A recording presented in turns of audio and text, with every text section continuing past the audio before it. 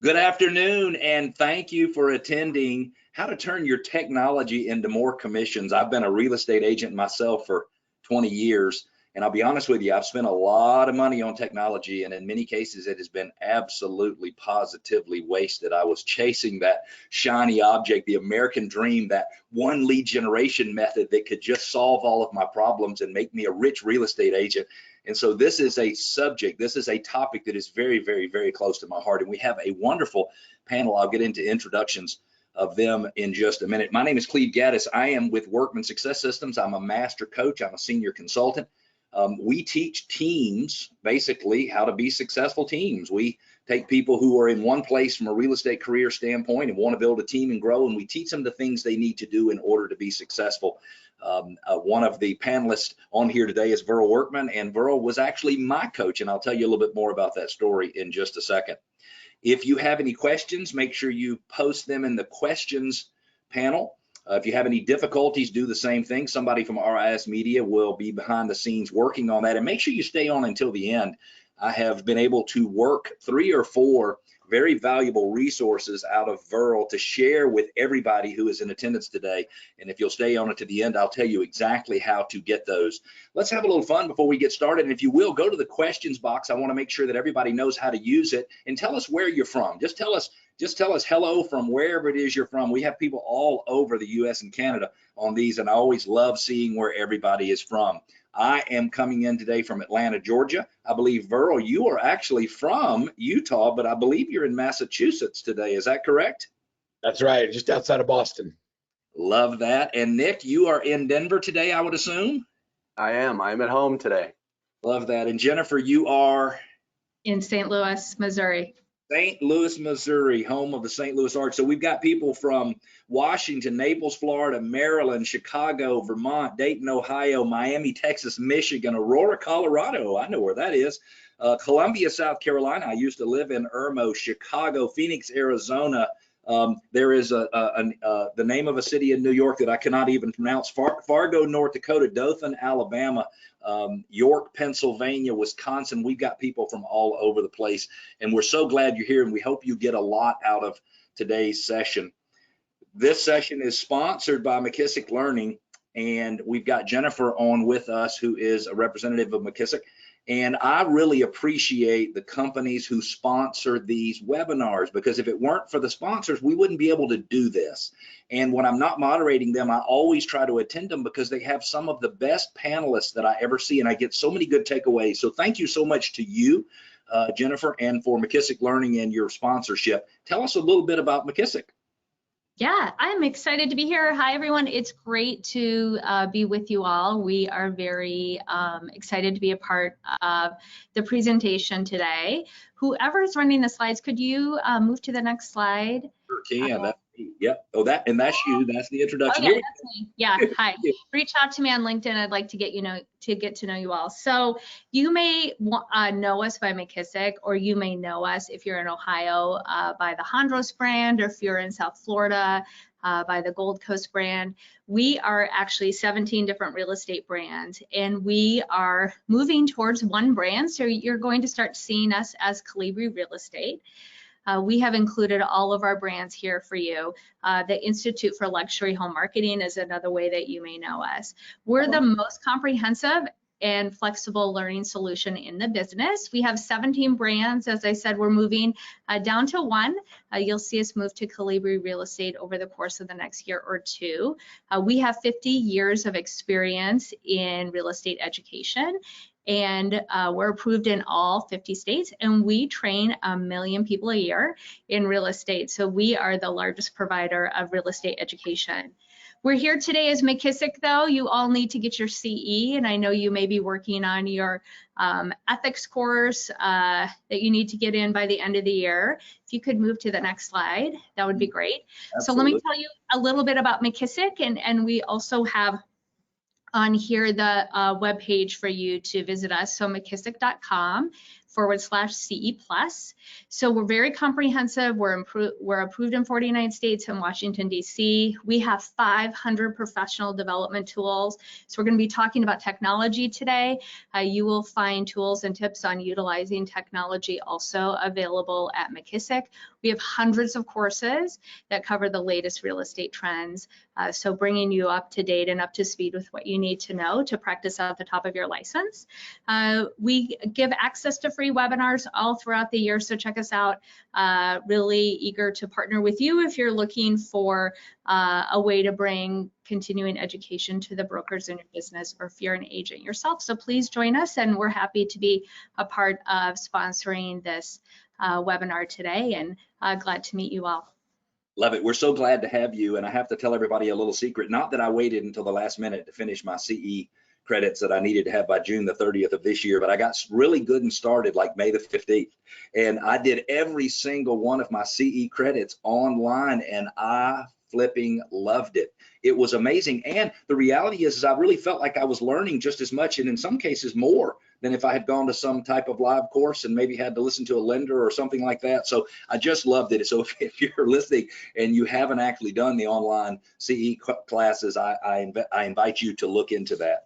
We have got two great guests today. The first one is Nick Bailey, and he's a panelist. I've known Nick for quite some time, and I've been able to see Nick he is currently the president of RE/MAX. I'm going to say that you're responsible for all things that are either consumer facing or agent facing. So like you're responsible for RE/MAX in the eyes of the agents and the consumer. But I have seen you when you were with Zillow. I've seen you when you were with Century 21. And one of the things that always amazes me about you, Nick, is you are a real estate agent at heart. And I love that about you. You understand the transaction, you understand the struggles that all of the real estate agents have, and you're taking that knowledge and you're applying it at a very high level. So I am delighted to have you here. Well, thank you. Yes, and I am proud of the fact I sold $4 million in real estate last year while being president of RE/MAX. So it may not sound like a lot to many, but I did get in a few transactions. And Cleve, I think you're lying about that CE thing and waiting to the last minute, because I am organized and not a procrastinator, but every New Year's Eve day is when I do mine online. So I will admit I am like the vast majority of all agents. I do it at the last minute. I'll help you out on that next year. I'll help you. What a boring way to spend your New Year's Day. Now, I will tell you, 4 million, Nick, that's not going to qualify for you to be on my team. We're going to need to step it up just a little bit in order to be on my team. You might have to step down from being president of RE/MAX in order to come and join my team here in Metro Atlanta. Well, what I like is that you have high standards like that. And so that's why you're as good as you are. I love that. Thank you. We've also got Verl Workman here. And Verl is a very special person to me and has been for quite some time. I actually bought a brokerage in Georgia in 2006. I will let you figure out what happened to it over the next 3 years. It was like getting on the top of a roller coaster and going straight to the bottom and stopping and letting me out. And so I was in a bad place. I didn't know if I wanted to stay in real estate. I didn't have confidence that I had before. And long story short, my broker at the time heard Verl speak and said, "Hey, I think I found your new coach." And so I called Verl on January the 1st of 2010. He was my coach. He got me started. He got me headed in the right direction. He got my head out of my own rear end so that I could focus on moving the business forward. And really our growth over the years with Verl was really phenomenal. We went from probably 380,000 up to more like 1.7 million or 1.8 million. So Verl, I'm so glad that you're here. And if you're okay, I'm going to start with you, Verl. You talk about there being 2 investments when it comes to technology. Yeah, and thanks for having me. What a cool thing. I'm going to apologize in advance for my voice. I'm losing it. So as I warm up here, Nick knows that if I go blank, he's just going to step in and whatever's on the screen, he'll talk about it. So he's got my back, Cleve, if that happens. And Jennifer, thank you for being such a great partner of RISMedia. We're glad. We're grateful for the tools and the resources you provide. I like to say that, you know, technology is everything. And you've heard, you know, it's not technology, it's going to replace realtors, but it's the realtors who actually use it. When I look at technology, I think of it as being 2 investments, and realtors are really good about making the first one. They'll spend their money. They'll buy everything. They go to a seminar, a webinar, and they get all excited about it and they sign up for it, or they heard it on a blog or a podcast or whatever, but they very rarely will make the second investment, which is actually the greater investment.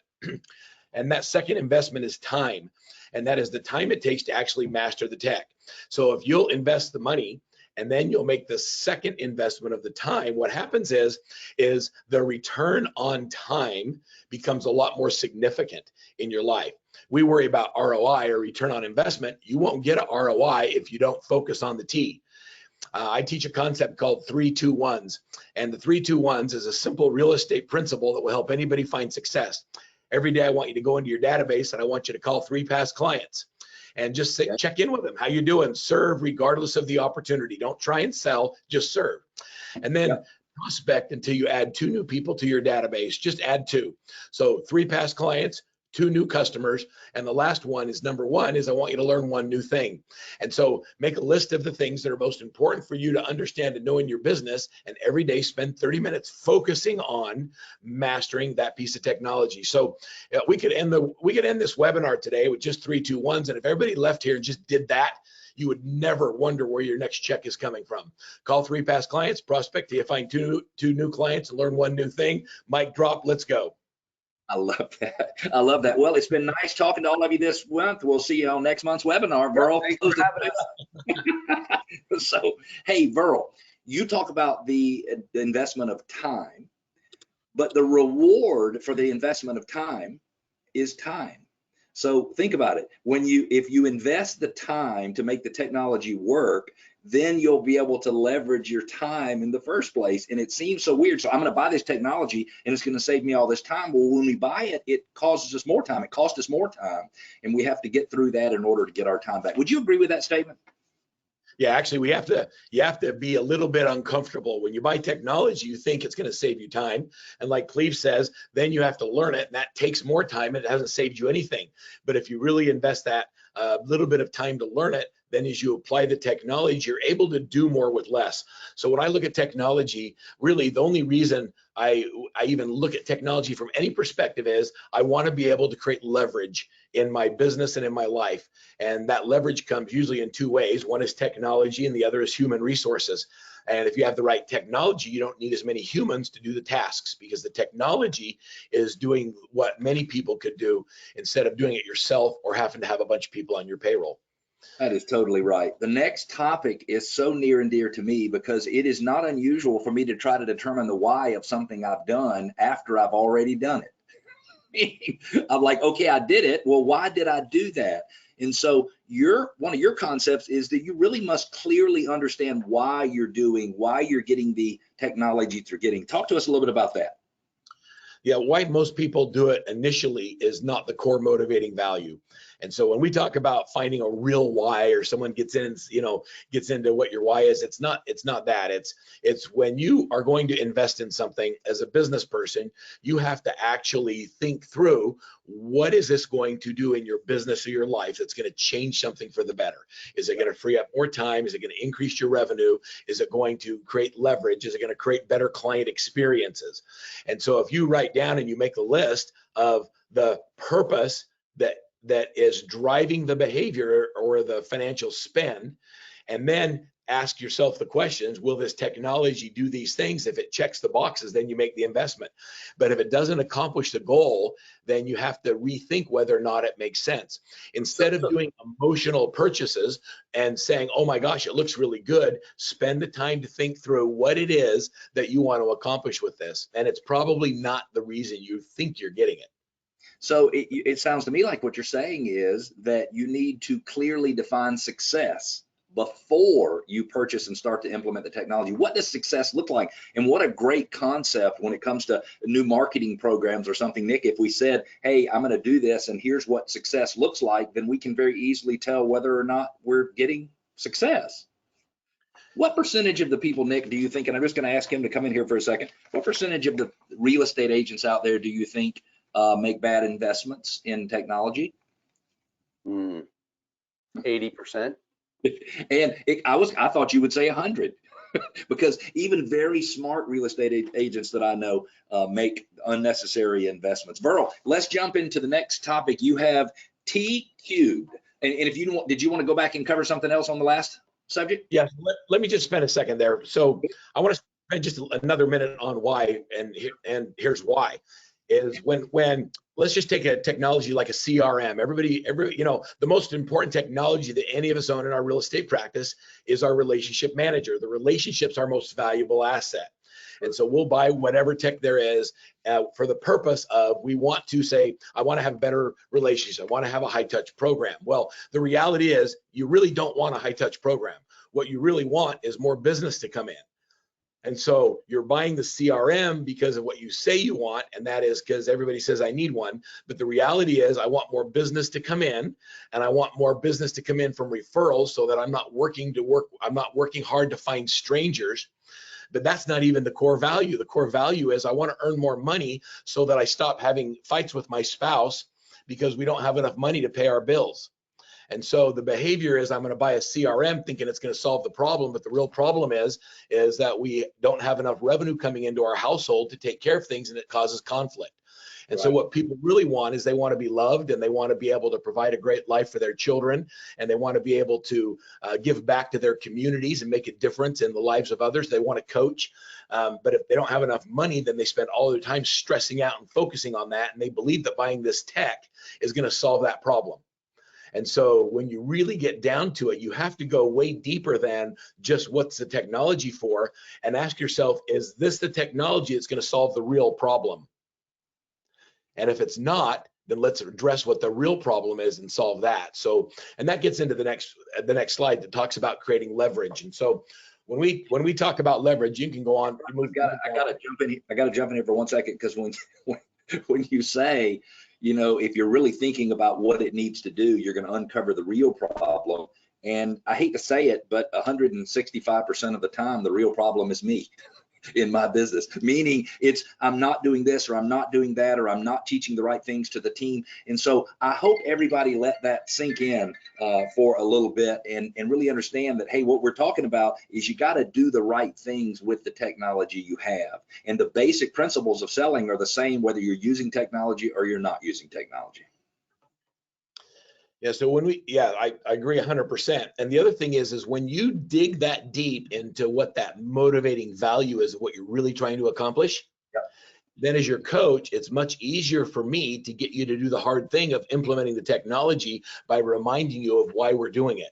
We're not doing it for the sake of using the CRM. We're doing it for the sake of, we want to eliminate the stress in your household. We want to get rid of debt. We want to not have friction in our family. So if I can remind you of those things, it'll allow you to make the better choice of what to spend your time on. So you'll learn the tool or the technology and move it forward.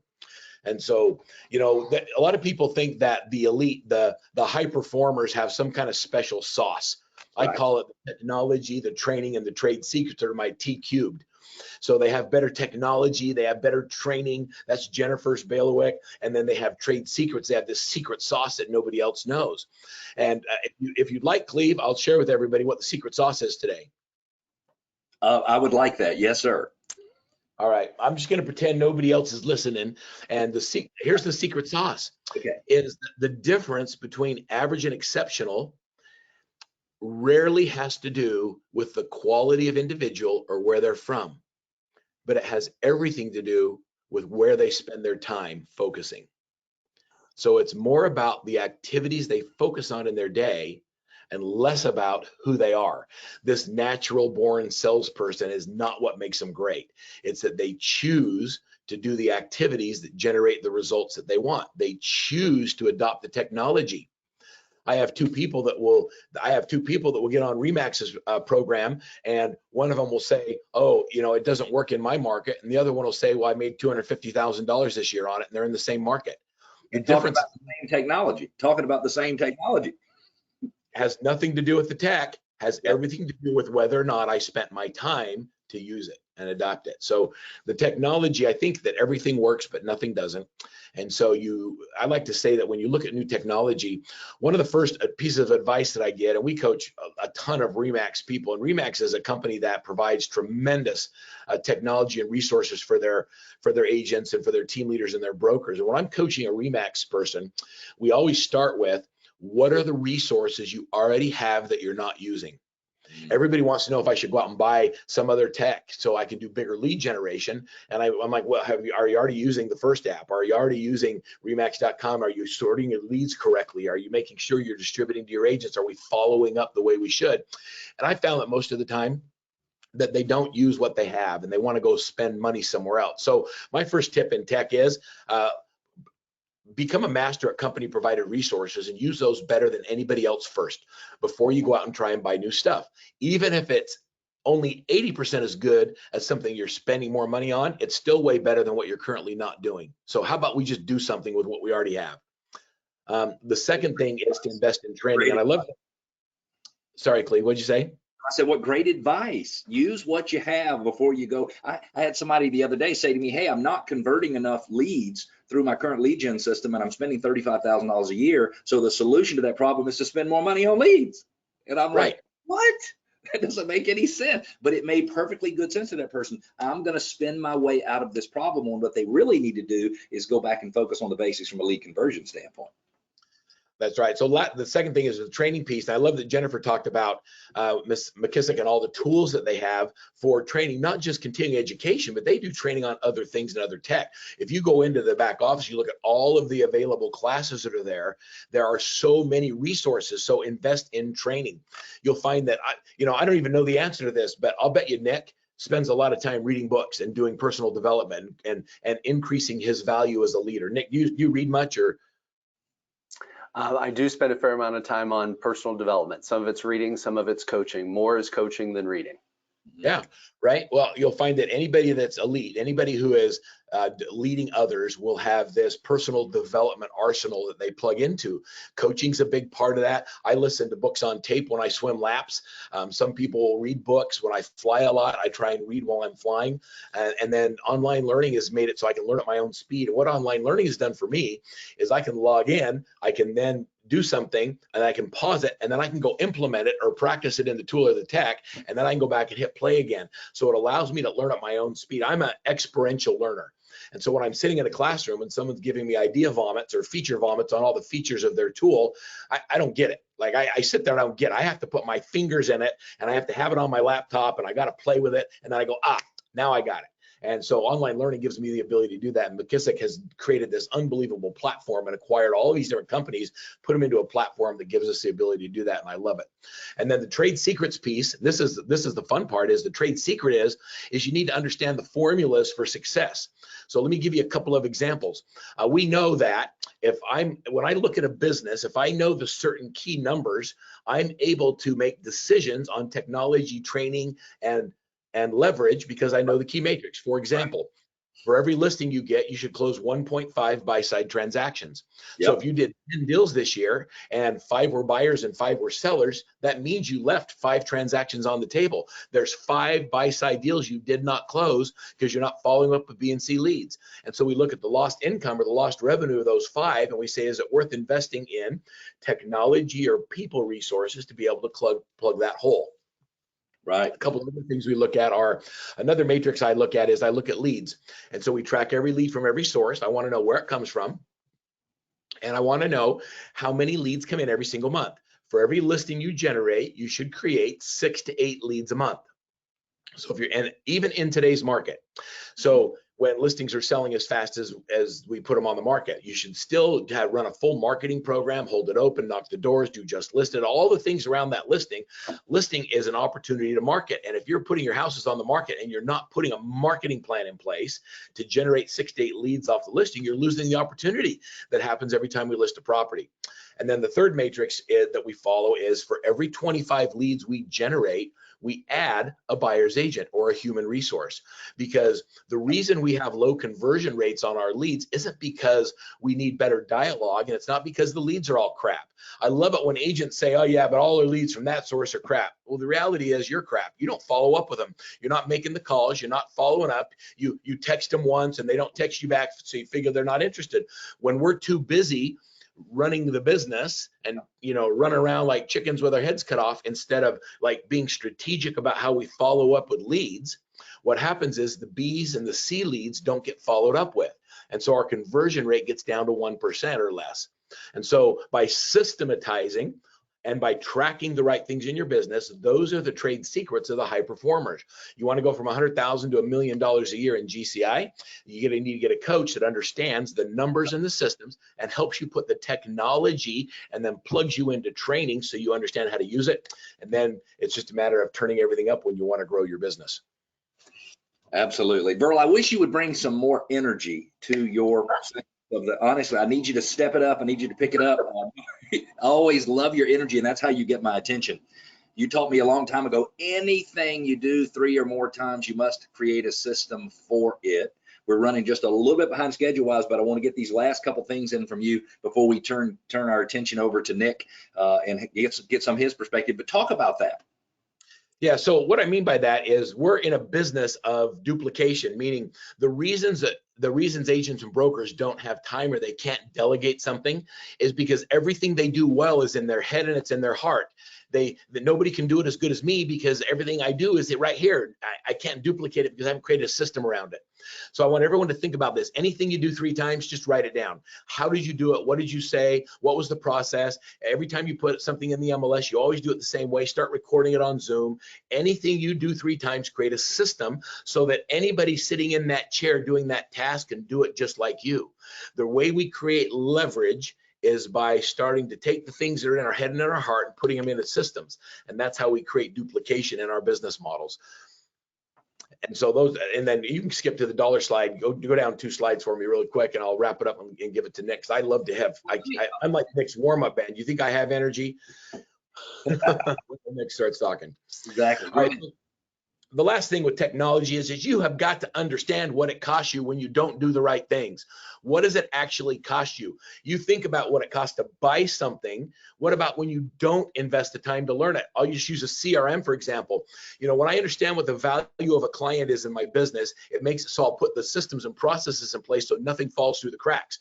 I'll give you an example. Cleve, let's just use a $300,000 sales price or a $10,000 commission, whatever that means to you. Okay. When you make $10,000, is that then the value of a client? If you don't follow up with someone, is that 10 grand? Is that what you've lost? No, I would say it's a multiple of that number. I don't know exactly what it is, but it's there's multiple transactions. Yeah. Well, let's just do it. You sell them their first house. Every 5 to 7 years, they move. They list that house. You make another 10 grand. You buy their next house. You make another 10 grand. If you're any good at what you do and you're in this business as a career, 3 to 5 years from now, they're going to do it one more time. There's another 10 grand. And then you've sold that house. You got to help them buy another one. That's 5 transactions at 10 grand a piece. I've got a client that's worth a minimum of $50,000, and that's not even any referrals. Right. Is it realistic to believe that if you're honest and ethical and you do what you say you're going to do and you keep in touch with that client, you stay at the front of their mind, that over the life of your career, they might give you a referral? 100%. They give me a lot of referrals. Well, let's just say they gave you 2 and each one of them was worth 10 grand. Now our client's worth $150,000 and you won't even spend the time to figure out how to put them in your database and launch them on a plan so that when real estate comes up or those life events occur, they think of you first. Tools, technology, trade secrets, and training. I promise you that if you put the right systems in place and you do your 3-2-1s, that you'll be able to create leverage. And when you create that leverage, it'll free up your time. What if I told you this, and I'll tell everybody listening that when you go from, 10 to 20 transactions, you start realizing real estate's a good business. When you go from 20 to 30, you start realizing that you're doing real estate instead of spending time with your kids. When you go from 30 to 50, you really don't have a life. You're not even showing up anymore, or you're on your phone the whole time when you're with your families and they don't like you. When you go from 50 to 100, that's the dead zone. You either burn out or something's got to give, and you've got to put the right tech in place.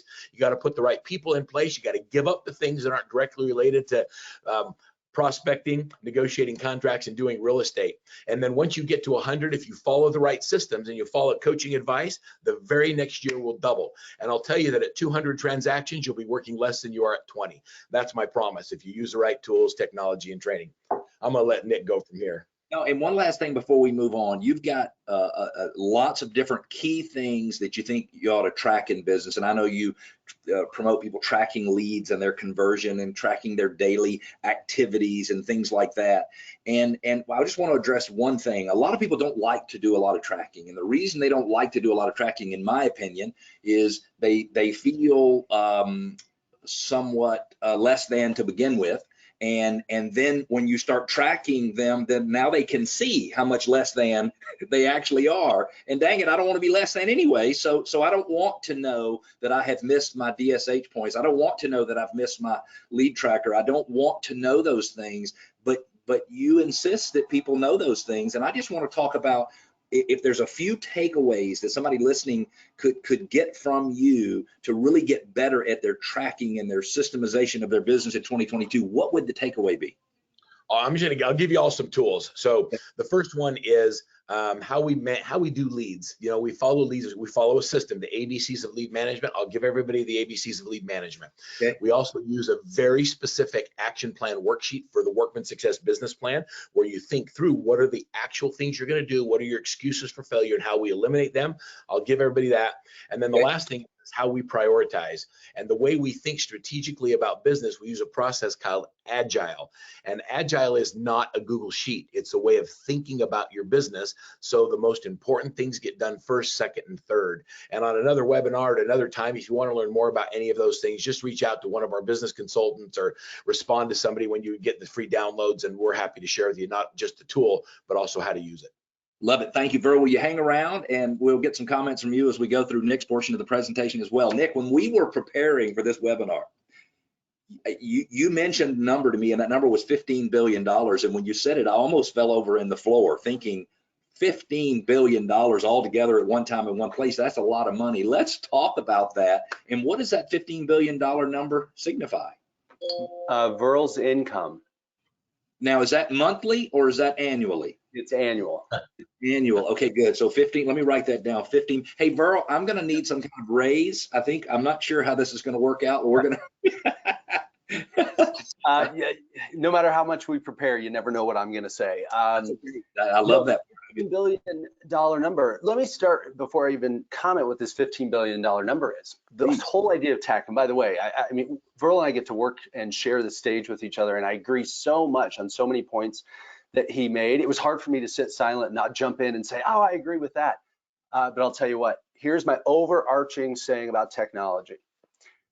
Tech is not going to replace an agent, but an agent that doesn't adopt the right tech will be replaced. Powerful. And so that is the fast truth of it. And so then we have to look and say, well, what do we need for it? And this whole session is, how do I use tech to put a commission check in? I'm a real estate agent at heart. And so I like to know what's actually going to turn something into how I can help someone with the dream of real estate. And I like to get paid as well. Nick, let me jump in with one quick question, because I want to clarify something. You said something that's very, very important. And you said the agents who don't adopt the tech are basically going to be left out. And when you said that, I heard because they're not going to provide the right experience for the consumer. That's why they're going to be left out in the cold. Is that right? That's right. Okay. You've got it, because I like to say that a lot of this industry, because think about it, I mean, it's generally not an industry that a lot of people jump out of college and get into. The reality is it's a third, fourth, or fifth career for people kind of in their middle ages, which is okay. And I like to say that most agents are digital immigrants. They're not digital natives. And so you hear, oh, this tech's hard, and I don't know how to do this in social. Well, you have to pick one or two, and you have to learn it, because you have to show up where the clients are. And if you can't connect with them via the tech, they won't be there. So this $15 billion, this is the amount of money that's spent collectively by real estate agents in the United States on an annual basis on marketing and leads. And it's a lot. It's a lot of money, because we are inefficient on how we connect and use tech to get to the right people that are transaction ready. And I use this stat. I love stats, so you're going to hear a lot of them today. But when you look at the amount of money that an agent spends collectively, and you look at, we just broadcast, like for example, I live in a neighborhood that has 600 homes. The agents that try to farm and work our neighborhood, they send everything to 600 people. Well, that's inefficient in where we're at today. What some of this tech does is, instead of sending to the 600, and that's leads, I mean, 7 years ago, we had 4.5 million transactions. We had 4.5 million leads. Last year, we had around 6 million transactions, but we had over 150 million leads generated. So this lead generation cloud that's hanging above us is grown exponentially, and we keep just broadcasting. Well, what agents want, I believe, they don't want a lead. They want a transaction-ready customer. And so instead of spending all this $15 billion on the 600 people in my neighborhood, we should be using the tech to figure out who are the 40 in the neighborhood that have buying or selling on their mind. I love that, because they are there. I mean, they are there. And in your neighborhood, 600, it might even be more than 40. I think I've read that as many as 15% of all consumers are thinking of buying or selling at some point in time. They might not be doing it now, but they might do it sooner than later. And by the way, we've lived through this pandemic. Just 2 months ago, I saw a survey, 72% of people, homeowners, have possibly moving on their mind. Now, the vast majority won't do it. But right. Everyone has had the reality check of, I need an office, I want a bigger backyard, I want something. 72% of consumers say they're thinking about possibly making a move. Like, we have to capitalize on this. And wouldn't it be great if, as agents, we knew, let's focus our attention on these people? You mentioned that I believe 95% of home buyers and sellers say they would use their agent again. I don't know if I'm quoting that correctly, but a small fraction of that number actually does. Talk to us about that. 94% of buyers at the closing table say they would use their agent again, but to the slides point, only 13% do. And why? Because we as agents, and I am one, so I can say this, we don't do a great job keeping in touch with value.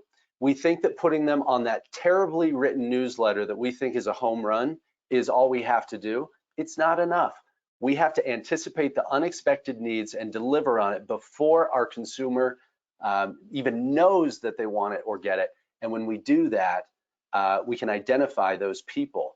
I see people spending all this money on leads and all this. I need more leads. I need more leads. There is likely, and Burl said it, you talk about repeats and referrals. When you look at a trend of a top producer, not someone that sells 3 houses a year, trends of a top producer is repeats and referrals are the vast majority of their business, because they figured it out. There is more business in these little things of every agent than any amount of leads that they could buy. Absolutely. Absolutely. You mentioned something in the last couple of months. I think I don't even remember where I heard you say it, but you talked about the percentage of business for agents in the future that is going to come with a referral fee. And when you said that, I had this just sinking feeling in my stomach. I'm like, wait a minute. I'm on that same train, because I'm liking all these interlopers and interceders coming into the business and selling me leads for 25 or 35 or whatever percent referral fee. But if my business had to pay a referral fee on 50% of the business, the financials, the dynamics would be entirely different. In other words, I wouldn't be able to make any money. So talk to us about that. You get $4 million a year selling like I do. But that's right. That's right. I would be way down that low. That's exactly right. But I'm also not president of RISMedia. Bottom feeder. No, but this is true. I mean, agents need to know this. In the next 3 to 4 years, it is forecasted that 50% of all transactions will come with at least a 25% referral fee attached to it. And the reason why is these prop tech companies know that if they go out and via the interaction with the consumer, work the tech, the machine learning, the artificial intelligence to find the consumer's behavior to know if they're close to transaction ready, they know that it is a gap that the agents aren't good at. So they're going to do that activity for you, and then they're going to sell it back to you with a referral fee. Some are already doing it, but we as agents say, oh, well, that's okay. If they're close enough to transaction ready, I'll go ahead and I'm willing to pay it. And in some cases, by the way, I'm not against referral fees. I am for referral fees, especially when it's an agent referring a client to someone else that we know to help them. Absolutely. But I think this number, though, agents should just have it top of mind and say, do you want to be on the right side of this equation or the left side of this equation? Because agents look at your amount of income this year, and if you took 25% away from it and give it to somebody else, it's a big number. Absolutely. As a reminder, if you have any questions you'd like to ask either the panelist or the sponsor, make sure you post them in the questions box, and I'll be happy to get those asked during the presentation today. So Nick, if I have to pay a referral fee on someone I already know, that is when I'm going to be very upset. And so you're talking a lot lately about artificial intelligence, and you're talking about that being applied to my contact list, to my database, the people that I already know. And a lot of real estate agents out there think that AI is the enemy, that, you know, when I say something and all of a sudden I'm getting a message on Google or Facebook that has something to do with what I just talked to somebody about, it's kind of freaky. And so a lot of real estate agents are rejecting it outright, but you don't necessarily think that's the right way to think. I don't. And I've been very bold about this in the last year, especially. And let me start with this. I mean, the words AI, machine learning, in fairness, I mean, it's somewhat new, but yet it's affecting every single one of us just generally as consumers, not just in real estate. And I think it's fair to say, hey, if you don't know what this is, don't have a commercial break right now and say, scary, what's this AI machine learning? Here's the reality. You don't need to know how it works, really. Just know that it's not scary. Right. We have, I believe, the industry has been slow to innovate because innovation is based on data, and we are so fearful that someone's going to get our data. Right. Case in point, we experienced it this year. The announcement, Zillow's going to acquire Showing Time. Oh my gosh, people, cancel that account, call my MLS director. I don't want big bad Zillow to have my data. Folks, here's the reality. Public data is out there. We acquired a company 2 years ago called First, and it overlays machine learning and AI on people's database, and it predicts who's going to list their house or in the next 3 to 6 months. We have 750 data points on each homeowner in the United States. And so, Cleve, what that means, I know what color your socks are right now, and the camera isn't even that low. I mean, this isn't meant to be scary, but here's the story I love to tell. This is the comparison. When you get that card in the mail, and I have an envelope, all of you get that card and it says, extend your car warranty. Right. Or the phone call, extend your car. Do we love that experience? The answer is people hate it. But yet at the same time, we're afraid of the Alexas, we're afraid of these devices because what? They're listening to us. And the idea is, I'm not afraid of data. I'm not afraid of my device listening to me, but realize that anytime a consumer opens their phone, does anything home related, if they go to Home Depot, if they look at houses, if they are looking at mortgage rates, looking at hiring a landscaper, anytime anything related to home is on their personal device, desktop or mobile, Yep. It is being tracked into public databases that say, these people are thinking about home, and then we put algorithms behind it and say, based on these activities, Cleve's gonna list his house in the next 3 months. And let's really be honest, you know, I've got a wife of 22 years, and in a husband and wife scenario, the reality, I know when I sold real estate, sometimes the husband doesn't even know that their house is gonna go up for sale, but the wife does. He goes to bed and she's in here saying, I want a different house, but I haven't told him yet. Sometimes even that communication between spouses doesn't happen, and that doesn't even translate to a real estate agent. So here's the punchline on this. When those activities start happening with a consumer in the tech world, we now have the ability to say, Jennifer is going to possibly list her house because of her behavior. And our machines are learning her behavior around home. Now, what's cool about agents, if they embrace this, it is going to just easily serve up Jennifer's name to me, and then I know who to contact. And to Verl's point, you know, contact 3 past clients, 2 new ones. Well, if that 3 past client, sometimes you go, I don't know who to contact. If the device tells you who it is, you are that much closer to that transaction-ready person, and that gets you closer to a commission check. That is where the future of our industry is going. One of the things that I continue to think about when it comes to artificial intelligence and it recommending, here's the 20 people you should deal with, or 30 people. In my database, it's constantly recommending these 115 people that I need to be dealing with. And the reality is, let's just say that none of those 115 people were actually looking to sell a home. If I picked 115 people and focused on them, I would do some real estate transactions within the 115 people, even if the data was wrong. That's and right. I'm not saying the data is wrong, because now one of the things I have to tell you that I have the First app on my phone, and I get occasional notifications that say, hey, somebody in your database just listed a home with someone else. And you want to talk about, Nick, something that gets me motivated to have better conversations with people, to make deeper connections, to have more client events, to try to really serve regardless of the opportunity. And it's absolutely huge. And I want to mention, I believe the first app is exclusive to RE/MAX, but that is not the only provider of that type of service in the world. I'm not saying it's better or worse. I'm just saying there's other providers. So if you can't have the first IO service, you need to probably look into something else, because it probably is a good part of the future. Yeah, and you're right. And Cleve, here's the reality when we're talking about this first app, is you're talking about those missed opportunities. Come on, I had my first one when I was licensed, 22 years old. I had my client, right? I sold them the house. I had their phone number. I had their email address. They were my client. Yeah. Well, there was another agent in town that had them in their database and was doing a much better job keeping in touch with my client than I was. I'm driving down the street and it's somebody else's sign 2 years after I'd sold them the house is there for sale. And how did that make you feel? Like, as a 22-year-old or maybe 23-year-old, then how in the world did you feel when you saw that sign? Oh, I said this publicly. I wanted a Nancy Kerrigan that agent so as quick as I furious, but it was my fault, guys. It was my fault. So whether you use first or whether you also have the behavior, the reality is that hurts. It stabs you right in the heart. And so, yeah, this app gives you a push notification because it's hooked into the MLS, and it says someone in your phone that you have their cell phone number listed their house with somebody else. The intention, I had one agent say, I had to quit using it because I got so upset when I'd miss an opportunity. But what it's doing, like Verl was talking about, we have to change our behavior if we want that business.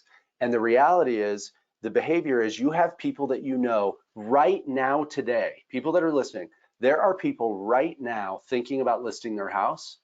And if you're not in front of them, they're going to list it with somebody else. So right. Get the technology, get first, or get in your database and reach out to them however you'd like. But I think when we start saying that's the type of tech that people should adopt, it's bringing the same people they know and putting them right back in their laps. And that's the lowest cost of consumer acquisition and the highest margin business that an agent can have. And the reality is that a lot of the big players are the ones that are fairly well heeled. And I mean, from an agent community, they are starting to market your buyer or your seller client as soon as that closing takes place. They have decided we're going to do the next transaction with them, not that 22-year-old Nick Bailey guy who just got into real estate. I mean, they're out there trying to take business from you. It is important for everybody as you invest in technology to make good investments. And I think we've all agreed that as a community of agents that we tend to chase the shiny object. We tend to make, very poor investments when it comes to technology. So if we wanted to leave, Nick, people with, these are the things you need to be thinking about before you make that technology investment so you don't throw it down the drain, what would your tips be? And then Verl, I'd like to loop you back in as well. So this is my thing. Don't let your real estate technology turn into a gym membership. And as we're coming into January 1st, I would say to everyone, get your credit card statement out and figure out what are all those auto pays that you're not paying attention to. Because everyone go get your gym membership for $49.95 a month in January. You're gonna go 3 times and go, and they're gonna charge you till September till you shut it off. The same thing happens with real estate tech. And you hear, oh, track your ROI and all that. Are we good at tracking? I wasn't good at tracking as an agent. I'd be really good at it today if it was my full-time job because I've heard and learned from some of the best. But that's the reality is make sure that the tech you're using, especially if you're on subscription pay and they're pinging you every month, make sure you're using it. And if you're using it, great. And if you're not, turn it off. On our last call, which was, I believe, last week, you mentioned this and I thought, oh, I'm going to do that. I'm going to actually do an audit of my recurring credit card charges. And so I got a list and my number is $1,867 a month, or $22,404 per year, that in the last week I have cut out of my business because they were these recording charges that were just rocking and rolling, but we weren't using it. We weren't getting any sales. We weren't getting any benefit. In some cases, we need to go back and start to use that technology, but we shut it down so the monthly cost will go away until we're ready, like Verl says, to really get in there and do the hard work, which is to invest the time to make it work. So thank you very much for that. I will be sending you a nice Christmas present for my $22,404 savings. Maybe you're the one that has 15 billion in income, not Verl. So no, I don't. But I'm going to have 22,404 more in income next year than I had this year. I've already made plans to do that. Verl, give us some ways of thinking that our attendees need to use to make better decisions on technology. All right, so I'm going to say, see, I stopped talking, so my voice got tired. So I don't know if I can do this. Oh, Cleve, you said, are you hearing me okay? I can hear you okay. You keep going, Burl. Thanks for trying, and thanks for doing this while you're not feeling well. Well, when you found $1,800 a month in savings, I told you a long time ago, you got to stop farming food you can't eat on your iPhone, because those tokens don't really give you any benefit. So I told you to stop using those apps on your iPhone. That's probably one of the I'm going to actually start listening to you from now on. I'm going to listen to you, man. Yeah, so don't farm food you can't eat. That's my first tip. Look, with technology, I say that I use the wisdom of the crowd, meaning I never buy something because I heard a speaker talk about it. I want you to find other people that are using it, that are like your business or performing at a level that's above yours, and have them show you how they use it. Everybody has a poster child that's their story of someone who's done amazing. I want to talk to the 2 or 3 people beyond that they didn't recommend that are using it, that I can see how they really use it. So I'm going to say, just spend a little bit of extra time doing your research. Just don't buy it because you heard about it. I used to be the guy that would sell the technology from the stage, and I was really good at it. And fortunately, I did the research before I would sell it. Most people don't. They have an agenda. My agenda is if that dog doesn't hunt, I won't talk about it. So have trusted resources for where you go. The next thing is I have a process we take people through called a gap analysis. And when I look at your business, I want to understand where the revenue buckets are that you should be generating money from. And if you're not generating revenue from them, then I'm going to then look for tech or people to fill those revenue gaps. So I want to do a gap analysis on your business to find out where the gaps are, and then I'm going to focus on those things instead of just going out there wildly hearing good ideas. I'm not going to buy a podcast studio if that's not one of my gaps, right? I'm going to buy a CRM, or I'm going to invest in AI so that I can figure out how to. I've got 20,000 people in my database. I just want the 200 that are talking about houses. Nick, I'm like, yeah, I want that. Whatever it is, how do I get it? Right? Because we work so hard at trying to figure out who's going to move, and the data's already there. We got to figure out how to plug into that, and so use that. Those would be my couple things, Cleve. So I have wisdom of the crowd and do a gap analysis. I love that. I have 3 things, and I'd like for each of you to put these in the order you think they go in, meaning we need to focus on this first from a technology standpoint, this second, and this third. And so I wrote down technology to connect better with people you already know. I wrote technology to provide better service, and technology to convert prospects to clients better. And so I'd like to hear your order of which one of those do you think is most important, which is next, and which is next. Burl, can I start with you? Yep. Okay. My first one is connect. If you're not at the front of the mind when that life event occurs, you don't ever have the opportunity to provide service. Right. So my connect is first. The second one is you got to blow people away with the experience. You have to be great at this business. You can't be average at real estate. The required hours for continuing education are not enough to be excellent. You got to go way beyond that. Watch all 500 courses that right, that McKissick has. Like, just get into it. You got to be a hot learner. And then what was your third one? Because that's my third. The third one was convert better, convert prospects, clients better. That's my order. Yep. Nick? And I wrote it down, so I'm not cheating off Furl. 94% of people say they would use you again, but only 13% do. Number 1, connect. Number 2, service, without a doubt. As real estate professionals, we don't sell houses. Newsflash. Houses sell themselves. We sell service of getting them in or out of them. Number 3 is convert. The quality of the lead is determined by the quality of your response.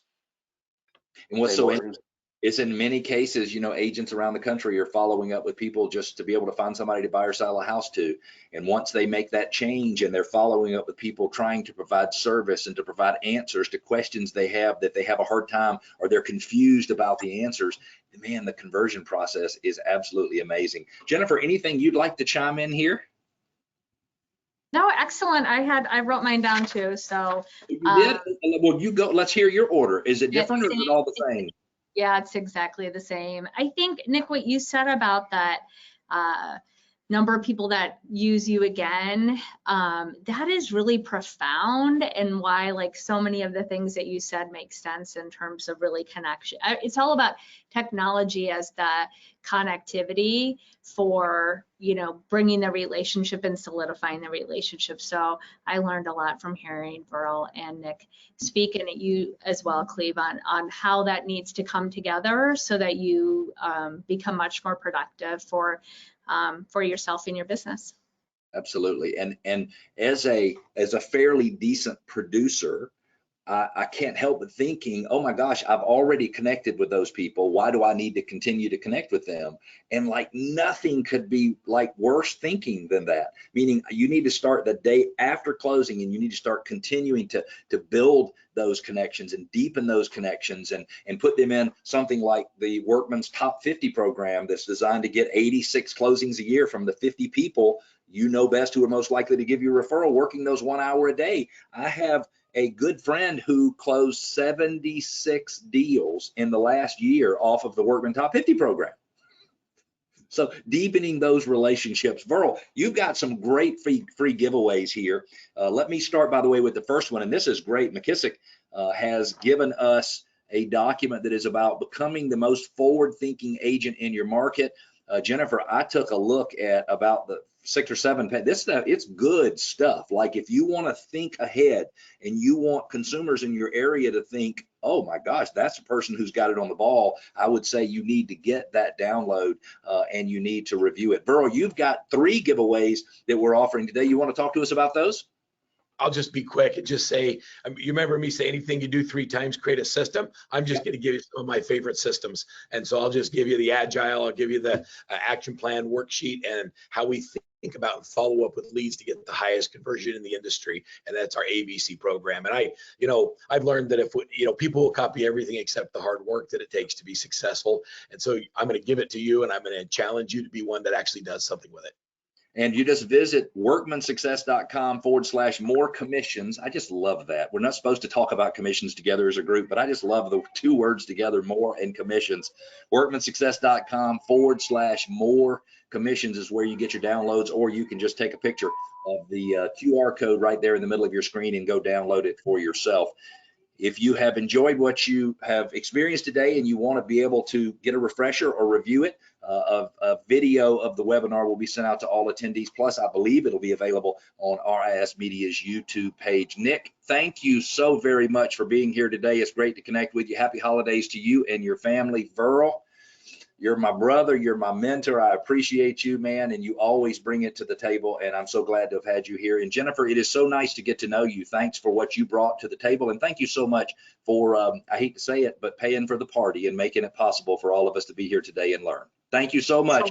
We'll see you all next month. Thanks for attending. Take care.